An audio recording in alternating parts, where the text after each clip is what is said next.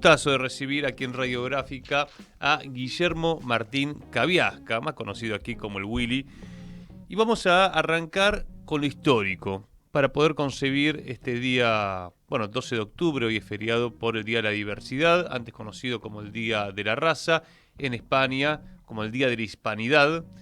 Y charlábamos hace algunos días con Sergio Fontana, historiador, también amigo de la casa, que hablaba de la leyenda negra, la leyenda rosa, las diferentes miradas sobre lo que ocurrió en aquel, 1492, ¿no? A partir de la llegada de Cristóforo Colombo, pero en adelante lo que se da con la conquista, primero de México, después del Perú. ¿Cómo concebir eso? ¿Qué apunte histórico harías como para después traerte a la actualidad? Creo que viste la discusión diplomática que hay entre México y España, por lo que dijo López Obrador, lo que no contestó España. El rey de España no estuvo en la asunción de Sheinbaum. Pero me interesa sobre todo cómo concebir esta discusión, por ejemplo, que hay entre Vox, que dice leyenda rosa, los civilizamos, o los que dicen no, leyenda negra porque fue un genocidio, o también lo que plantean los cubanos, ¿no? Que es lo que planteaba un poco Sergio Fontana, que es ni una ni la otra, hubo mestizaje y hubo de todo, ¿no? Lo que sí hay que entender es que sí fue un proceso de conquista. ¿Cómo concebirlo como historiador?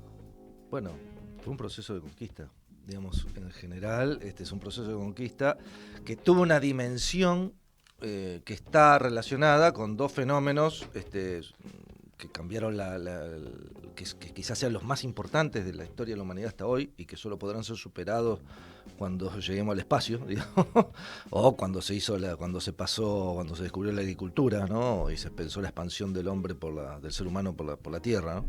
Que fue la unificación, el comienzo de la unificación del mundo, ¿no? Claro. O sea, eso es un hecho fundamental y que va de la mano de una transición en la cual Europa inicia su transición al capitalismo con una serie de saltos tecnológicos, organizacionales, culturales, que la colocan durante un periodo de tiempo, de varios siglos, hasta hoy, hasta no hace mucho, digamos, pero no es, en la historia de la humanidad no es tanto, pero son un par de cientos de años, a la vanguardia de la humanidad, digamos, ¿no?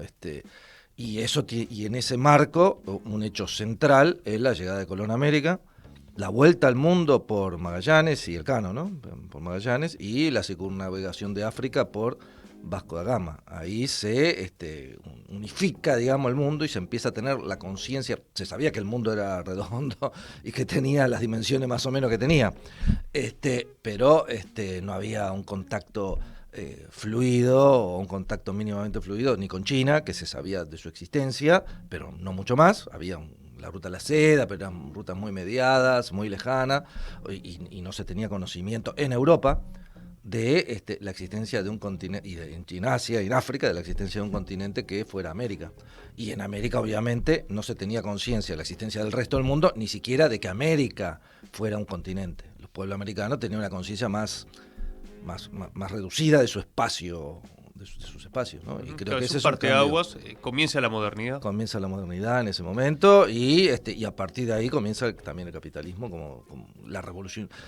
Son precondiciones de lo que va a ser la revolución industrial, precondiciones de una acumulación de capital, una, no la única, de esas precondiciones que permite el salto enorme con todas sus virtudes y sus catástrofes que tuvo la humanidad en los 200 años siguientes. Europa es un continente pequeño, sin recursos naturales, logró la expansión, logró el dominio, el colonialismo, y vos decías, y esto se está terminando. ¿En qué momento estamos de la historia universal? Obviamente que esto no lo podemos saber a ciencia cierta, pero sí vemos tendencias.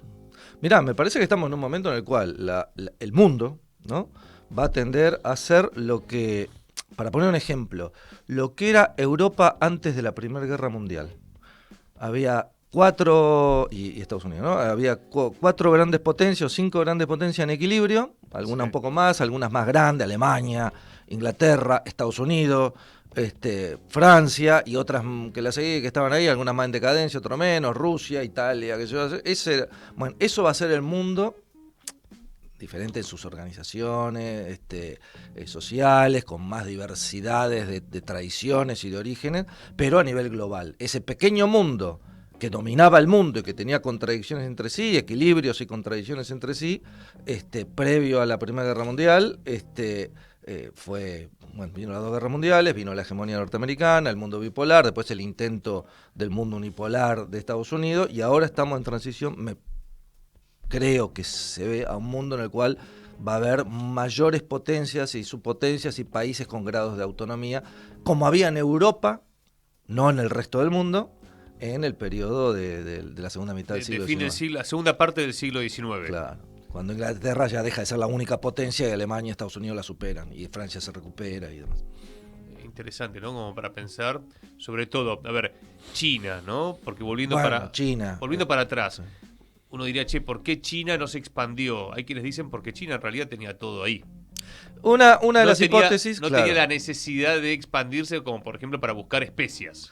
Y además porque China era un país unificado, o sea, si nosotros vemos a los chinos todos iguales, no son todos iguales, hay muchos... Teléfono para Mondino, ¿no? Claro, son todos iguales. Pero el imperio chino era uno. Y tenía, como dice, todo ahí. Igualmente hubo luchas internas en China. Una cosa era lo que representaban los eunucos, y la burocracia, y otra cosa es lo que representaban los mandarines y el poder territorial, ¿no? Los mandarines estaban más hacia adentro y el famoso Chen Ho era un eunuco, ¿no? Pero representaba una burocracia que estaba un poco más hacia afuera. Igualmente China era un imperio en sí mismo, era el centro del mundo y se concebía. Europa era un montón, varios potencias o estados o poderes políticos en formación y en competencia entre ellos. Esa competencia daba de por sí inestabilidad y necesidad de que cada uno de ellos acumulaba el suficiente poder para competir con otros. España y Portugal no solo se lanzan al Atlántico, y que tiene que ver Venecia, Génova, ¿no? Que está relacionado con eso, por un impulso interno. Es un impulso interno relacionado con la competencia intereuropea. Claro. O sea, Inglaterra se lanza en competencia, China no tiene competencia con nadie. China no tiene competencia. Japón no es una competencia en esa época. No hay otra competencia. El sudeste asiático son tributarios. La India está del otro lado de los Himalayas, es un universo distinto. Y después está Siberia. No hay competencia. No hay nada que impulse, es el mundo en sí mismo. Y eso es una de las razones, por eso digo que hay varias razones para la expansión europea. Esa también es una. El tipo de feudalismo, el tipo de organización política de transición a la construcción de múltiples estados-nación relativamente pequeños. No pensemos que inclusive Holanda, ya es un estado muy pequeño, fue una potencia imperialista, ¿no? Tampoco fue la potencia que se destacó. Se destacaron estados de un determinado nivel. España, en un primer momento, Inglaterra, Francia, Alemania, Italia, hasta ahí. Fueron los estados que se destacaron. Porque tenían un nivel poblacional, pero a su vez en competencia con ellos. Por eso conquistaron el mundo. Y te quiero volver a la región. Me gustó la comparación de China, ¿no? Con Europa. Porque claro, uno tiene que ir pensando en... una de las claves tiene que ver con las civilizaciones, ¿no? ¿Podemos ir en plural? Sí, civilizaciones está bien. Porque en realidad, claro, lo que plantearon los europeos y se nos enseñó muchas veces es los españoles vinieron a civilizar como si acá no hubiesen habido civilizaciones. En realidad hubo una conquista, un proceso de conquista, pero pareciera que nuestra América, para llamar bien, digamos, a lo que implica la cultura de América Latina, pero también América Latina es un concepto importado. Sí, dejemos América Latina, nuestra América, puede ser varios conceptos. Me gusta, ¿no? Pero... a nuestra América que lo usa Martí, ¿no? Sí. Es como que no terminamos de encontrar esos ejes que hacen a nuestra civilización, y esta es una fecha importante para discutir eso. Mirá, hay varios... ¿Cómo se concibe la conquista de América? Hace también a quién hace después.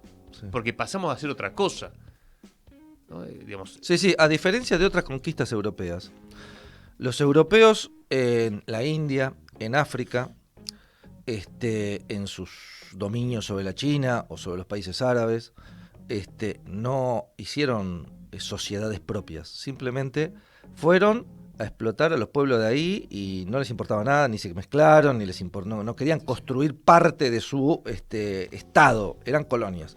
El único lugar que lo intentaron fue los franceses en Argelia, pero no funcionó porque también no eran la asimilación a su propia cultura, de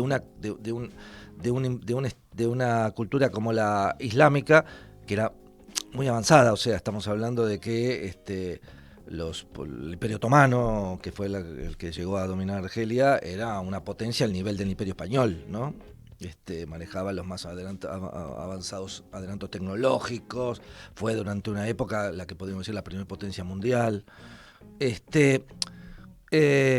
ese sentido, los españoles llegan a América y quieren reproducir España. A ver, eso a conquistar, o sea, llegan a conquistar como salvando las distancias de las épocas, como César conquistó las Galias, ¿no? Vercingetorix desapareció, por más los franceses pueden reivindicar a Vercingetorix, pero ellos tienen más que ver con César que con Vercingetorix, ¿no? Dejó la cultura latina y todo lo demás. Vinieron a conquistar los españoles y después a construir provincias de España en el sentido de lo que era España. Por ejemplo, un estado en el cual había, se explotaban a los españoles también, ¿no? Claro. Los conquistadores eran nobles o aspirantes a nobles a construir sus propios dominios que ya en España no podían construir con los campesinos españoles, hacerlo acá con los indígenas. Una sociedad local. feudal, ¿no? Una sociedad, llamémosla, que fue saliendo del feudalismo. La idea de los conquistadores era establecer feudos. La idea de la corona y de la iglesia no. Por eso no se establecieron feudos, pero se estableció esa cuestión mixta en el cual la encomienda, por ejemplo. Sí, la encomienda y demás, que no es un feudo particularmente. Donde se le daba una cantidad de tierras y de indígenas a cargo, planteando que son diferentes el español tenía que tutelar la llegada de esos indígenas al cristianismo, a la civilización. Un dato, digamos, sobre los españoles, vos decías querían reproducir España aquí en América. Crearon cerca de 300 colegios, 30 universidades, bueno, la Universidad de Córdoba en este territorio, hoy Argentina, ¿no? Pero la verdad que han hecho una obra que tenía que ver con construir una administración colonial que le fuera funcional, y bueno, y tiene que ver también con esto, ¿no? Obviamente la cuestión de la evangelización, ¿no? Sí, yo creo que hay ciertos mitos o sea, creo que el debate entre el indigenismo y el hispanismo es un debate de barras bravas, digamos, ¿no? Yo soy de River, vos sos de Boca y nos peleamos en la calle. Me mató el titular ese, ¿eh? Claro, ¿viste? Entre indigenistas y hispanistas, barras bravas. Claro, ¿viste? Es decir, faltan argumentos. Y la verdad que el dato, digamos, los argumentos no lo sostienen, digamos. A ver. De modo provocativo, el otro día decíamos con Sergio Fontana, no son 5 siglos igual. Pasaron muchas cosas. Hubo revoluciones. Hubo revoluciones. Además, hubo un 17 de octubre, por ejemplo. Hay un periodo de conquista. Hay un periodo en el cual el Imperio Español, para ir solo al Imperio Español, hay un periodo de conquista, un periodo en el cual el Imperio Español se estabiliza. Hay una conquista en el Caribe. Hay una conquista que es diferente al Caribe, que es donde se tienen las imágenes más duras de la conquista, ¿no? Sí. A las conquistas de los imperios, donde hay civilizaciones avanzadas que producen excedente, a los cuales los españoles inicialmente reemplazan a las élites o se mixturan con las élites para tener a los mismos tributarios que tenían las antiguas élites, tenerlos ellos, ¿no? Y es donde realmente se instala el Imperio Español. El Imperio Español es el Imperio Inca y el Imperio Azteca, o los gobiernos mesoamericanos, y el territorio que abarcaba el Imperio Inca, que abarcaba prácticamente todos los territorios donde había agricultura, ganadería, un nivel de organización social avanzado de América del Sur. Ahí eso es el Imperio Español. Después hay periferias, Buenos Aires, Paraguay, el norte de México. El Virreinato de Nueva España y el Virreinato del Perú. Y el Virreinato del Perú. Y bueno, y en el Caribe donde están los enclaves que le permiten llevar y traer productos de Europa. Pero el Caribe fue muy disputado, ¿no? El Caribe fue lo que inmediatamente empezó a ser disputado por Francia y por Inglaterra, por Francia y por Holanda, ¿no? Que fueron las que salieron a... ¿Por qué? Porque es la puerta. El Caribe se disputa llave, ¿no? porque es la llave. Es como disputar la puerta del Río de la Plata en la Cuenca del Plata, digamos, que también se disputa. No en ese momento, ¿no? Pero posteriormente. Ahora, filosóficamente, culturalmente, identitariamente, tenemos muchas cuestiones en común. ¿Cómo habría que pensar la cuestión de la civilización? Que hay pensadores que lo hacen esto, ¿no? Es decir, somos otra cosa. Bueno, ya desde la época de hace poco, ¿no? Cuando habla salvando las grandes distancias, choque de civilizaciones que planteaba Huntington, ¿no? Este teórico de los Estados Unidos, dice la civilización latinoamericana es una civilización. Claro. Y así la ven los demás civilizaciones, llamémosla, ¿no? La islámica, la china, la europea, ¿no? Pasa que los europeos han tenido más diversidad entre ellos, no porque en América hubiera, o sea, los pueblos originales, los aborígenes, porque está bien llamar aborígenes. La pelea de Barra Brava, aborigen quiere decir sin origen, ¿no? Aborigen es desde el origen, ¿eh? ¿No? O colonialismo se relaciona con Colón, no, Colón es una cosa, colonialismo es otra, ¿no? Colón no tiene que ver con la palabra colonialismo, ¿no? Los pueblos originales, los pueblos americanos eran muy diversos, tan diversos como eran los pueblos europeos entre ellos, ¿eh? No tenían el mismo idioma, no tenían el mismo grado de desarrollo, en algunos ni se conocían entre ellos.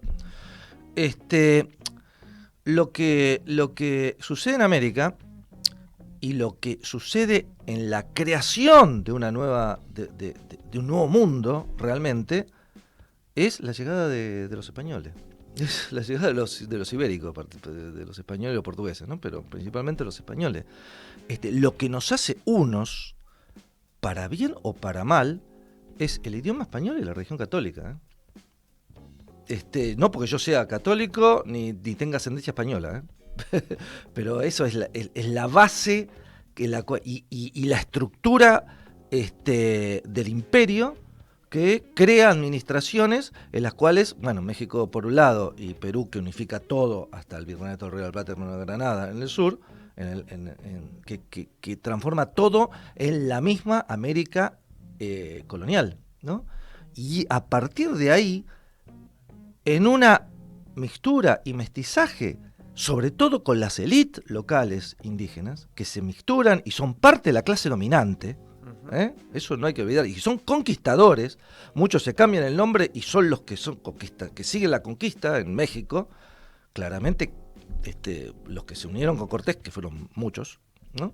Después recibieron títulos, recibieron tierras, recibieron privilegios, se mezclaron con sus hijas, con conquistadores, qué sé yo, qué sé cuánto, y salieron a conquistar más territorios al norte.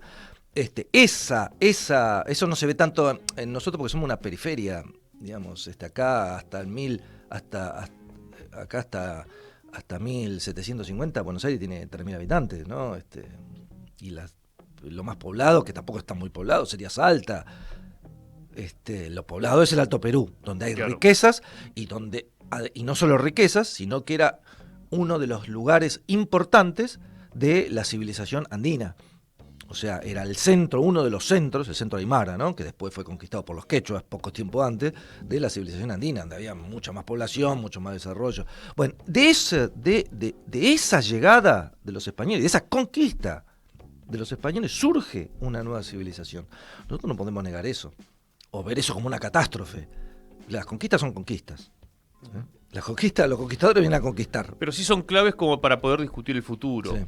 Que, volviendo a la actualidad, analizaste China, hablaste de Europa, comentaste, bueno, la conquista de América fue un parteaguas en la historia, claramente, pero que ese protagonismo de Europa se va apagando y estamos entrando en otro orden mundial, donde, bueno, estamos entrando de manera fragmentada nosotros, ¿no? Como furgón de cola, hoy de Estados Unidos. Ahora, claramente, si lo analizamos desde el punto de vista identitario, no tenemos nada que ver con Estados Unidos. Estados Unidos es otra cosa. O sea, sí nos une el continente, pero Estados Unidos son los sajones. Sí, no, es otra cosa. Digamos, cuando se habla de, mira, Por más que haya una colonización pedagógica, cultural. No, igual es diferente, somos distintos a los norteamericanos. Y además, cuando habla Martí de nuestra América, qué sé yo, habla de América española, habla de América Latina, digamos, lo que nosotros comúnmente llamamos América Latina, no habla de Estados Unidos. Claro. De hecho, en la época de Martí es cuando surge la idea, porque hoy el concepto raza está muy, muy mal visto, ¿no? Lo cual está bien porque tuvo utilizaciones catastróficas. Pero en la idea de Día de la Raza, que tiene que ver más con lo cultural que con lo biológico, en la época que fueron los intelectuales latinoamericanos en general, que en oposición a los anglosajones y la visualización del avance que implicaba la intervención de Estados Unidos en la guerra con España y la conquista de Cuba, Puerto Rico, vieron la amenaza anglosajona y se produjo toda una ruptura en la cual se dijo, porque todavía estaba muy vivo lo de España, ya había pasado, ¿no? Pero todavía estaba el rechazo. Dijeron, no. El Día de la Raza, nosotros somos otra cosa, somos culturalmente otra cosa y tenemos que reafirmar, de ahí surgen muchas, Martí, el arielismo, bueno, en todo ese final del siglo XIX, principio del siglo XX, Rodó. Claro, surge esa idea de lo espiritual, que uno puede discutirlo, ¿no? Pero no importa, de diferenciar. A ver, en una época en la que se decía, España es lo atrasado, España es lo oscuro, España es lo violento, los británicos son la modernidad. Claro, porque nosotros no tenemos que comprar el relato. Mucho del relato que nosotros estamos comprando es el relato anglosajón. Porque la leyenda rosa de que los españoles vinieron a hacer ayuda social es ridícula, porque ningún conquistador viene a hacer eso bajo ningún aspecto, digamos, en ningún lugar, sería algo, una anomalía. Pero los españoles no vinieron a matar indios y eran unos bárbaros atrasados. Los españoles cuando vinieron acá eran lo más avanzado de Europa. Eran el primer estado que se había unificado, tenía avances tecnológicos importantes en la navegación, aplicaban los avances tecnológicos de la época a la construcción de su estado, tenían joyas de la literatura, o sea, hay una serie de cuestiones, y tenían el mejor ejército del mundo que dominó Europa por 100 años, que eran los tercios españoles, el origen de los ejércitos modernos. Bueno, España, y después que España, como América, a causa de la propia conquista, más que América, España se transformó en parasitaria, o sea, las clases dirigentes dominantes españoles se transformaron en parasitarias y la misma excedente de recursos que tenían por tener un gran imperio y el enorme esfuerzo por sostenerlo militarmente, por sobre todo otra cosa, le impidió acumular para tener una transición hacia una sociedad moderna capitalista como la tuvieron Inglaterra, Francia, más adelante, ¿no? Alemania, eso es verdad, pero que España fuera la barbarie como los que salieron a competirle dijeron, la verdad que no solo por el hecho de que quienes salieron a competirle fueron mucho más bárbaros que los españoles, y en donde se instalaron no crearon, no hubo mestizaje, dejaron tierra arrasada, digamos, ¿no? Los británicos en Estados Unidos arrasaron con todo. Y en la India, en otros lugares, saquearon de una forma Es importante, brutal. yo creo que este debate histórico para pensar la actualidad. Estaba leyendo hoy, cuando estábamos arrancando el programa, lo que dijo el primer ministro Keir Starmer, de Gran Bretaña. Dijo, las Malvinas son británicas y seguirán siendo británicas. Claro, porque ahora tenemos Chagos, donde lo que dijeron los británicos es, le devolvemos las islas, sean autónomos, pero la base militar de la OTAN la vamos a seguir manteniendo nosotros por 100 años. Bueno, lo que dicen ahora es, lo de Chagos es Chagos, Malvinas siempre serán británicas, entonces tenemos a nuestros enemigos en el Atlántico Sur, y por eso quienes se dicen nacionalistas en este gobierno y se alían con los británicos, se alían con los estadounidenses, sabemos que es una mentira, pero tenemos que volver sobre estas cuestiones históricas como para decir qué es lo que queremos ser, ¿no? A partir de qué es lo que no queremos ser. Es decir, nos tenemos que construir en oposición a los británicos. Claro, así ha sido nuestra historia, en realidad. En realidad es nuestra historia y hay un montón de elementos para ello, ¿no? Yo creo que la misma tradición cultural de la creación de nuestro mundo hispanoamericano, o latinoamericano, nuestro americano, es una base para pensarnos como otra cosa, y además para pensarnos como otra cosa en un mundo que va hacia la diversidad de Claro. poderes, ¿no? En ese sentido, creer, digamos, ya entramos en un terreno que tiene que ver más que ver con lo geopolítico actual, ¿no? Y con la geopolítica británica. Creer que, por ejemplo, aliándote con Estados Unidos, vas a conseguir que los ingleses, y siendo domesticable, ¿no? Que los ingleses te concedan graciosamente la devolución de una parte del territorio que para ellos ya lo hizo Galtieri. Es fundamental. Claro, es una especie de galtierismo, digamos, Galtieri lo hizo y se chocó con la realidad y por ahí después reflexionó, no sabemos qué habrá pensado después. De hecho, dentro del ejército hubo gente que dijo, no era como pensábamos, o pensaban otra cosa.